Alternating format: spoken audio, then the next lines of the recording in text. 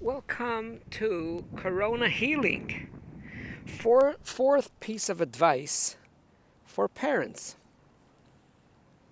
Women were always very capable, and in many situations even more capable than males in the workforce. Yet till the Second World War broke out, in America there was very few women in the workplace. Now when so many men went to work, they had no choice, and suddenly the women stepped up to the plate.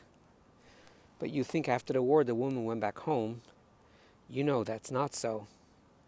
The world has only realized how amazing and capable women can be in the workplace.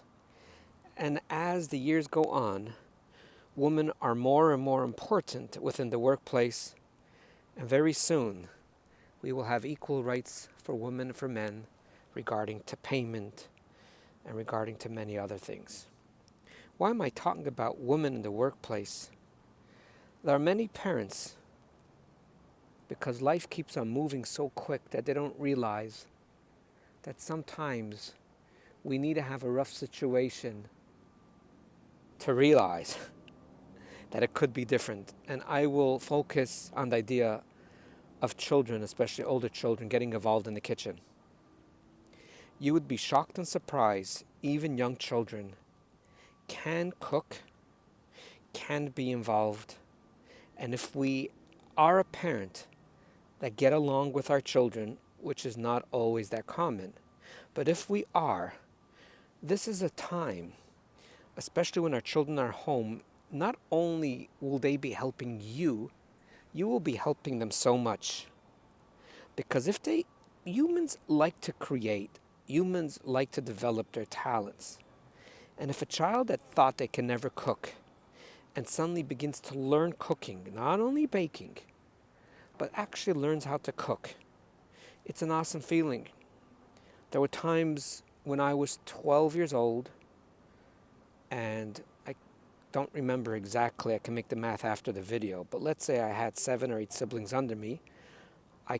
I will not forget, but I have cooked dinner quite a bit. I was very much involved in the house, and it just felt amazing. I didn't feel like I was being used. I didn't feel like I was being abused. I feel like I was useful. I feel like it really, really felt well, including cleaning up and doing other things around the house, which was really, really nice. As long as it's presented in a positive way, not as a punishment, not, okay, you cook because I can't cook, I had too much. It's all about presentation. People love to do things, including here it's cooking, if it's presented a way that I trust you, I believe in you, you have the talent, let's learn it. Don't forget to make a few mistakes as you go along, because that's the way I did it. We only learn through mistakes. Let them, give them permission. Sadly, too many kids start working in the kitchen. The moment they make a small mistake, the mother freaks out or the father freaks out, and they say, that's it. And even after they get married, they try to avoid cooking because subconsciously they associate it with something negative. It's, to a certain sense, we are now in the same similar era to the Second World War. But in a way worse, because the whole world has turned over, not only certain countries. Everything has changed. Life is not the same. All your children at home, especially those families that have large families and have older children, it would be a beautiful thing, and I love when things are done in advance, not to command the child, okay, you're doing dinner tonight, you're doing dinner tonight. People feel very respected and good about doing things when things are proactive. I know you're going to get sick of that word, but that's the key, being proactive. You make a chart, who's doing dinner Sunday night, who's doing Monday night, Tuesday, and not that you are commanding, you're deciding. Let the children make the menu. Obviously, it's a menu that you agree upon. I'm giving you the heads up. Obviously, everyone's going to complain about each menu because everyone has their own menu.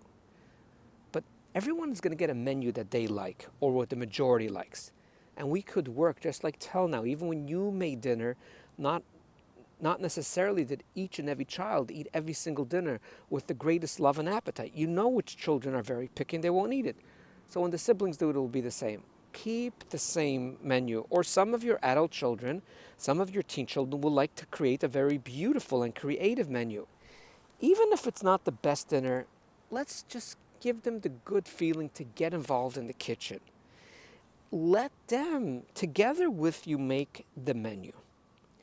B, let them, by their choice, who's going to make it what night. If that doesn't work, let's do it by raffle. Who's going to make it one night? I deeply believe if we have a little bit of a connection to our children and we get along, the challenging times we're in could challenge us in the most beautiful way to get creative. And as I shared some tips, and we're learning so much new things, and I'm learning so much new things from others of what to do and how to do, and this could create a easier life in our home way after the corona heals, where you're going to have people very much involved. Once school starts, you could keep the same dinner. If you have 4 children in your family cooking, it will be every Sunday. Another child, once a month, a child will cook dinner because they're home a whole Sunday, obviously, if they want. But right now, they might want it. They might want to do it because they are bored. Now, if they resist it, do not push it. But if you have a good relationship, and I have seen when I come to various family members, I've seen the wonderful relationship that goes on between mother and children. And many times I stand there in the kitchen and I try that people do not notice. I sit there with tears and watching. I'm in awe because sadly too many times I deal with parents that are freaking out how their children don't want to help, blah, blah, blah. And it's all their evil and bad children that are disrespectful, when I think children are just our mirror. Sorry for saying the truth. Sorry if your feelings got hurt, but that's the reality. Children are our mirror. If we are respectful, we're dignified, we're emotionally halfway healthy, and we're stable halfway, our children would love to work with us. By the way, when I used to say this to people when I was a teen, the world laughed at me. Parents, teachers, doctors, professors, everyone said, you wait, you wait. When I was 21 and I taught in high school 14-year-olds, and things worked out overall very well and I had so little knowledge then, I said, I guess this is a fluke. Then when I had my own children, I said, okay, now all their visions and all their prophecies will be fulfilled, and my philosophy is just retarded. The children are really evil and bad. Ironically, at this point in my life, just a few weeks ago, my last teen is an adult now. So I have no teens. All 4 of them are in their 20s.